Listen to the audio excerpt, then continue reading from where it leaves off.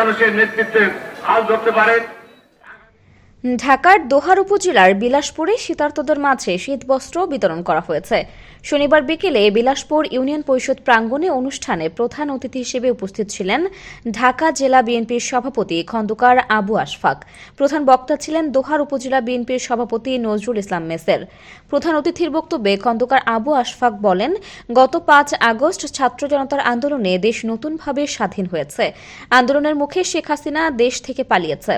তিনি আরও বলেন, শেখ হাসিনা জানতেন তাকে পালাতে হবে, তাই তার পরিবারের কেউ গ্রেফতার হয়নি। ছাত্র জনতা বিপ্লবের মাধ্যমে তথা পুরো জাতি, আপনারা মা বোনেরা যারা ছিলেন, সন্তানরা যারা ছিলেন, সকলে মাঠে নেমেছিল। সকলে ঐক্যবদ্ধ প্রচেষ্টায় শেখ হাসিনার বিরুদ্ধে অবস্থান নেওয়ার কারণে শেখ হাসিনা পালিয়ে যেতে বাধ্য হয়েছে। শেখ হাসিনা পালিয়ে গেছে, কিন্তু তার পরিবারের কেউ গ্রেফতার হয়নি। যে খেয়াল করেছেন, কারণ তিনি জানতেন তাকে পালাতে হবে। এই কারণেই সে তার পরিবারের সমস্ত সদস্য আগে পাঠিয়ে দিয়েছে, কিন্তু তার নেতা কর্মীদের থেকে কিন্তু একবারও টাকায় নেই। ইউনিয়ন বিএনপি ও অঙ্গ সংগঠনের আয়োজনে অনুষ্ঠানে প্রায় ৫ শতাধিক দুস্থদের মাঝে শীতবস্ত্র বিতরণ করা হয়। পরে রাষ্ট্রকাঠামো মেরামতে ৩১ দফা বাস্তবায়নের লিফলেট বিতরণ করা হয়।